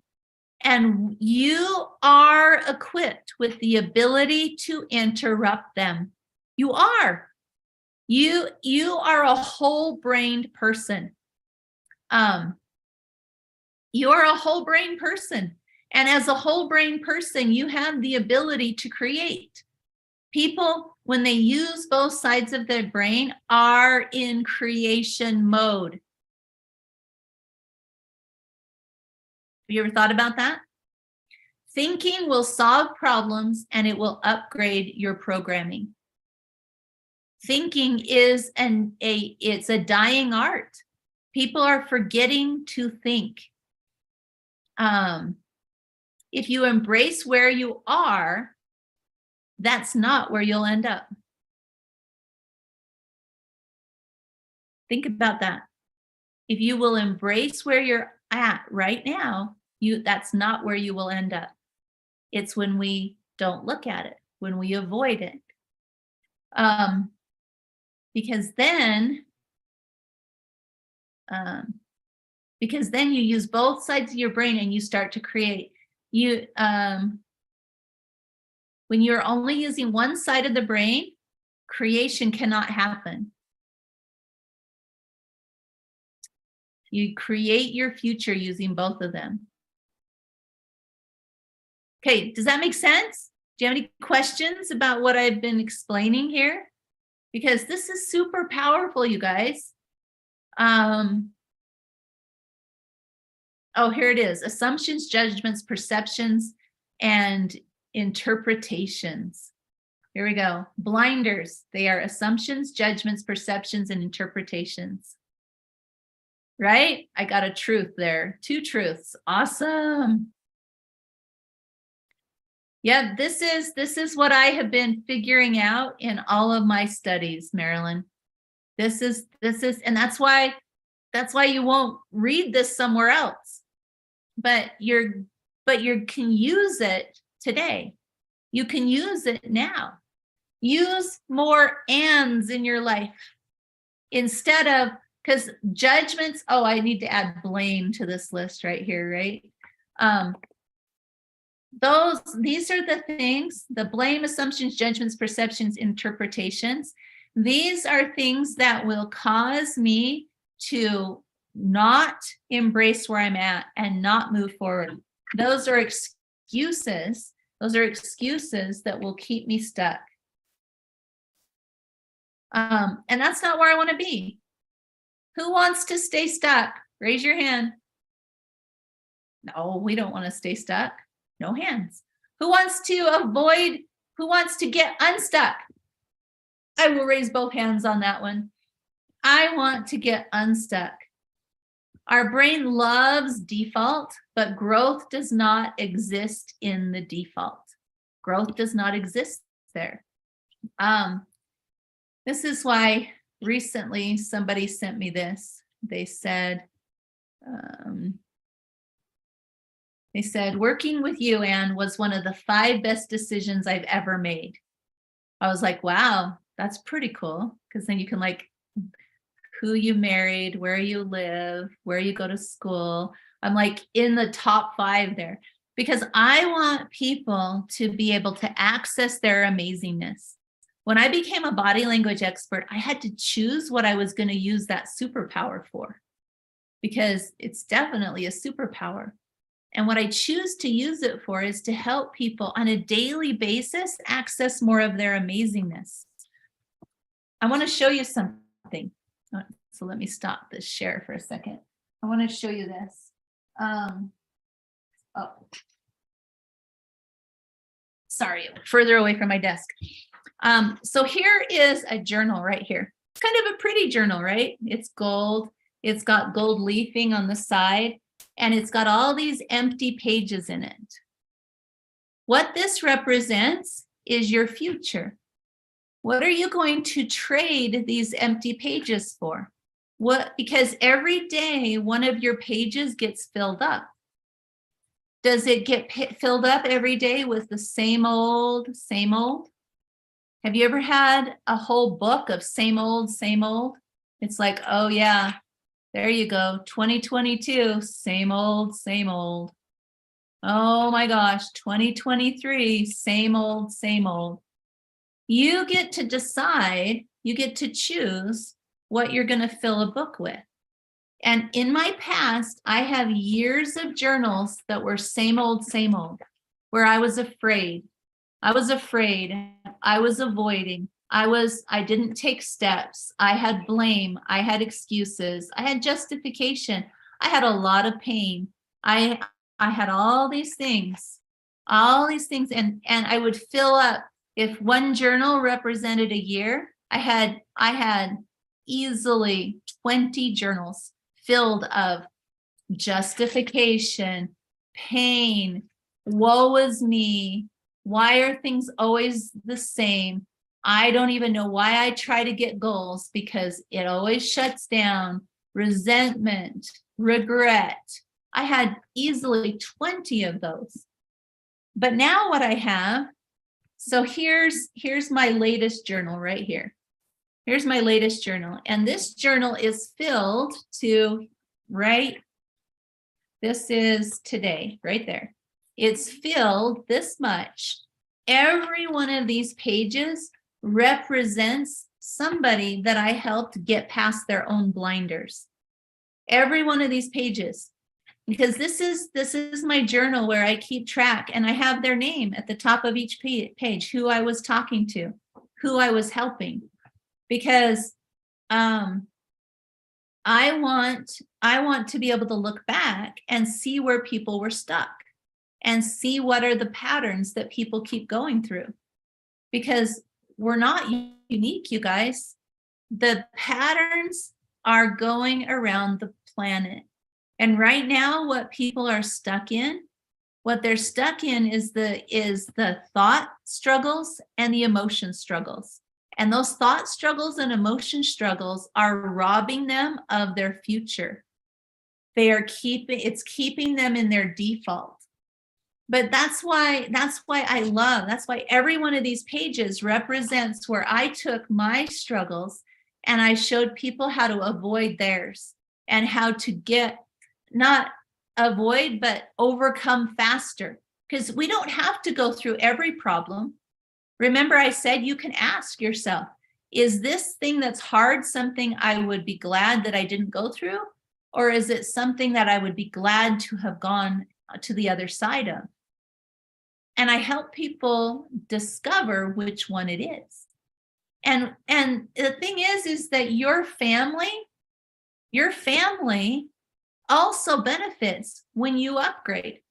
Because I mentor a lot of people that they're the only one in their family that's ready to change. But when you change, it creates an atmosphere around you where people feel safe to take new steps for themselves, to be able to let go of things. Because another evidence that you're stuck is if you have too much stuff. If you have too much stuff, too much emotions, too much thoughts, too much patterns, any of those things are evidence that you are stuck. And so we have to be able to let go faster. Our world is desperate for people that are willing to let go of the old faster. We need to do it because it's contagious and epidemic how much disbelief is out there. So do you have any of these? I can do it tomorrow. I can't change. It's not my fault. They're the problem. Wait till somebody else fixes this. Defer it. Oh, it's too late for me. The world will end tomorrow anyway. Have you heard that one? I need someone else to save me or fix this or change this or be different. These are, I call them bear trap words because they've got big metal claws waiting to close in on you. If you start saying these words enough, your past and your default will close in on you.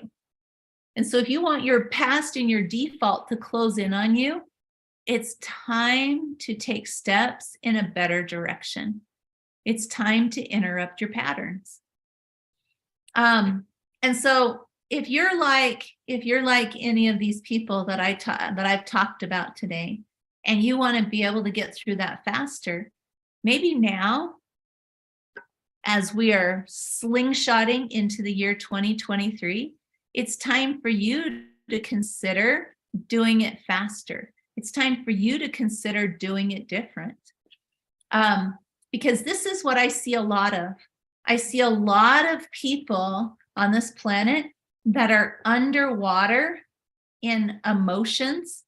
They're underwater in emotions. They're underwater in their thinking. They're underwater in their behaviors with others. And the thing is humans are very sensitive to energy. And so when we're too full, we feel like we're underwater. And when we feel like we're underwater, what does that do? It causes us to go into survival or fight, flight, or freeze, which is the right side of our brain. So let's see what you've learned. When we're in the right side of our brain, does it feel like it will stop really soon? Or does it feel like it will go on forever? Which is it? Because that survival mode is over here in the right side of the brain. And so what we're going to feel is that it's hopeless, that it's going to go on forever, that we need somebody else to change for us to have something better. Survival. It doesn't feel like there's an end. So that means even though it's an emotion that I'm feeling, Amy's the only one that answered. Good job, Amy. You got 100% on that question. It feels like there's no end. And so when that happens, even though it's a feeling, I have to use my left side of the brain to pull me back into creation mode. When I'm stuck in one side of my brain or the other, I will not be in creation mode. You cannot create a future step or future you that you want. You cannot do it without both sides of your brain. And so when you feel overwhelmed, it's time to engage the left side of the brain. When you have any emotion that feels too big, you've got to engage that left side of the brain. And that's what I help people with, because they don't know how to do it. This isn't taught out there. And so we have to interrupt that. And there's lots of ways that we can interrupt it. But the one that I taught you today is to embrace where you're at so that you can get to where you want to go. And you embrace by using what? Ands, not buts. So say it out loud. What do you use? And, and, and, and, and, and I can get there. Yay! And I love the word and. It makes me laugh because I would get in trouble in school when a teacher would be saying something, and you know how sometimes when they're thinking, they'll end their sentence in the word and. They'll say, okay, your assignment is you need to do this and they would stop talking for a minute. I would say, what? Because I thought they were calling my name. So I had no idea that and would become a powerful word in my life, because when I was a teenager, I was afraid of that because I thought I would misunderstand it. But the reality is we need more and. Oh, Ellen says we need more ands. I love it. We need more and, embracing where we're at and then finding out the steps to where we want to be. Steps don't matter, you guys. This is why people get resentful and bitter and skeptical and cynical, is because they've tried and they've taken steps, but they've fallen on their face because they weren't clear on where they were at. The reality is, you guys, success is 90% failure. So what does that mean? It means go take more steps and quit being afraid of them not working. Quit being afraid of failure. So I now teach a class. It's 14 weeks long, called Breakthrough Coaching. And in this coaching class, for 14 weeks, you are accountable and you have access to me. Every week, I'm helping people live for 2 hours, and we record it. So that clip that I showed you, I go through and explain in that class how to set up their morning routine in a way that it gets them out of survival mode. Because your morning routine is meant to get you out of survival mode. But most of us don't use it that way. Most of us don't know that that's what our morning routine is for. And so if you went through, so we keep 3 recordings in your breakthrough coaching class, in your breakthrough coaching member library at a time. And you could totally go back into there and you could watch that whole recording. And I'd go through and set up their morning routines with them, because the purpose of a morning routine is to get you out of survival mode. And you have to do that by giving yourself space in the morning to orient yourself to the person you intend to become. And so I go through those steps. I answer people's questions. I give you homework. Yes, homework. And it can be hard sometimes and worth it. It's always worth it. It's always worth it. So because I'm interested in your growth and in your launching the year 2023 in belief mode instead of disbelief, I've created an extra special offer that has never happened before. And so to find out about that, you need to book a call to talk to me. This is my calendar. If you hold your phone up to this, you open your camera. So if you open your camera and you point it at the screen, it comes up with a link where you will go to my calendar. It brings up my calendar. You see that? And see, it says my name right there at the top. And you'll go through and you'll pick a time. I have this many spots on my calendar that I can talk to people, but that's all I have, is that many. And so you'll go in and you'll pick one of those, and then it'll ask you a few questions, and then you'll click confirm. And then at that date and time, I'm going to call you on the phone. It'll be me. So you'll answer the phone and it'll be like, hello. And it'll be like, hey, this is Ann. And you and I will talk for a few minutes, and I will answer all your questions about breakthrough coaching. But Ann, I don't want to do group coaching. I want to do personal mentoring. Great. Use this link and schedule a time to talk to me about personal mentoring. I currently have 3 openings for new people to personally mentor with me. I had 6, but 3 of them got taken this last week, 3 of those slots. But if you've ever wanted to grow to who you're meant to be faster, get a personal mentor that will see past your blinders and believe in you longer than you believe in you. It's so worth it. So book that call. And if you don't book the call, then you're going to give in to who you used to be. You're giving your brain permission to stay in the default, because the breakthrough coaching is 14 weeks. It's 14 weeks where you'll have your own member library where there's pre-recorded modules that you'll go through, and you'll have structure that you'll set up. And then you'll be accountable in our group messaging for your action steps, daily action steps towards who you're becoming. Whether that means, and there's no size of goal requirement. I have people from all walks of life in breakthrough coaching. I have professional psychologists. I have lawyers. I have doctors. I have stay-at-home moms. I have engineers. I have computer scientists. I have school teachers. I have people that work for the city.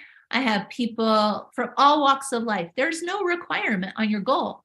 I have people who are retired. And some people have goals that they're launching a business. Some people have goals that they are decluttering their house. A new person I have is dealing with their parents' estate. It doesn't matter what the goal is. I have some people that are working on health goals. I have somebody that's personally mentoring with me that's all he wanted to do was work on his personal health program. And I'm like, great, let's do that.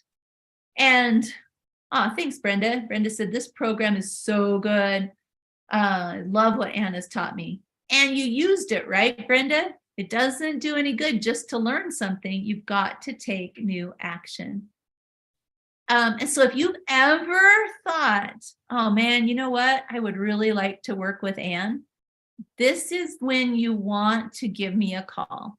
You want to give me a call, because I'm going to give you an offer that's very, very good. It's so good. Yep, Ann helps us put it into action. Love it. So the first, in addition to this extra special offer that I'm going to give you, which is amazing because I'm so interested in you being able to be there. This special offer has to do with the idea that when we are growing, it's really nice to do it with somebody that's growing with us. And so to be able to do it with somebody would be very, very powerful. And so in addition to that, the first 5 people that join Breakthrough Coaching are going to get 2 personal one-on-one appointments with me. I love it. Amanda says, I have been in Breakthrough Coaching since January, and this has been the best year of my life. Love it. That's awesome, Amanda. And so those first 5 people, so you want to book your phone call. You want to hurry and do that because the slots will fill up. And so the way you book that phone call is you click on the link that Adam shared in the chat. You can just click on it, or you type this into your browser, or you take a picture of that. Simple, simple, simple. You answer the questions. Answering the questions that I ask you as you set up the call is mentoring all in itself. You'll learn things about yourself right there. I held a phone call just this morning with somebody who is brand new. They found me on the internet. They've never been to any 3 Key Elements classes. And she's like, oh my gosh, she's in a master's program. And she's learning to be a marriage and family therapist. And she's like, yeah, I want to learn about stuff like that. So this kind of thing changes lives from all different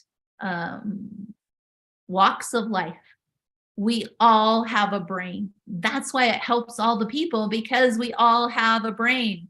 Yes, thank you, Lori. Lori says breakthrough coaching upgrades lives. Yeah, because I'm going to teach you how to use your brain. My specialty is to be able to take the complex things that we're going through and simplify them down to what the steps are to move forward. We can get past this messy in the middle faster, because if you know where you want to be and you know where you're at, you have the ability to get there. You do. But most people are not clear on one of these two, and you need to be clear on both. So book the call. If you've ever thought about it before, book the call. Book the call. Have access to a coach that will see past your blinders and believe in you. Faster is good. Absolutely. All right, you guys, you came tonight, which means that you have to be able to pick an action step. So tell me what you're going to do. You told me you would pick a new action. We have to be able to move forward after failure and success. And so where's my slide? Right there. Okay, so do you have new awareness of you? Tell me in the chat. Say, yes, I do. Do you have more awareness than you did 2 hours ago? Tell me. Tell me in the chat. Say, yes, I have more awareness than I did 2 hours ago. All right. You got to answer yes to that one first, right? Because if you don't have more awareness than you did 2 hours ago, then you can't answer the second question. Okay, so the first question is, do you have more awareness? Then the second question is, what is your new action step? And maybe that new action step is show up to your appointment with Ann Washburn. Maybe that new action step is go watch the October webinar. Maybe the next action step is to listen to my Perfection is a Direction CD. But you want to take an action step. You could also go watch my TED Talk. You've got to take an action, or else the new things you learned tonight will go into your brain's entropy folder. And what that means is your brain will have permission to stay in the default. Okay? Don't give your brain permission to stay in the default. Choose a new action. I love it. In one ear and out the other. All right, I love it. Okay, I love these actions. Look more at where I am and where I'm going. Listen to the replay. Revisit my morning routine. I have more awareness than I did 2 hours ago. Excellent. I love this, you guys. That's why I do it. I don't want to be the only person growing. I love it. Return to private mentoring with you. Awesome. Set up a phone call. Let's talk. Go for what I want. Marilyn, I love it. Yes, take a step. Don't stay in fear. Take the steps. All right. I look forward to all of you that I get to talk to. It will be fantastic. Okay, you guys, we learned these things tonight. So now let's connect ourselves to where we want to be. Let's own that we are in charge of that place. We are in charge of both of these places, where I'm at and where I want to be. Be honest and accountable for both of them. Cool. I love it. Thank you for being here tonight, you guys. If you have questions about the program, you can type them in the chat or just schedule the phone call, because that's what the phone call's for, is to answer your questions. And little secret, it's also because I get to listen to the sound of your voice. And in there, I'm going to be able to tell you if your belief is strong enough that you can move to where you want to be. And if it's not, I can show you how to get it there. Because body language comes out in your voice tone. I can hear your body language. Is that creepy? But I use it to help you access the best version of you. And that's powerful.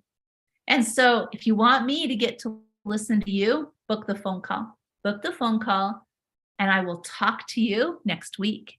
It'll be awesome. I can't wait. And remember, when you join Breakthrough Coaching, you can go back and watch the last 3 weeks of class as a bonus. It doesn't even count in your 14 weeks. It's 3 bonus weeks. It'll be so awesome, you guys. All right, I can't wait.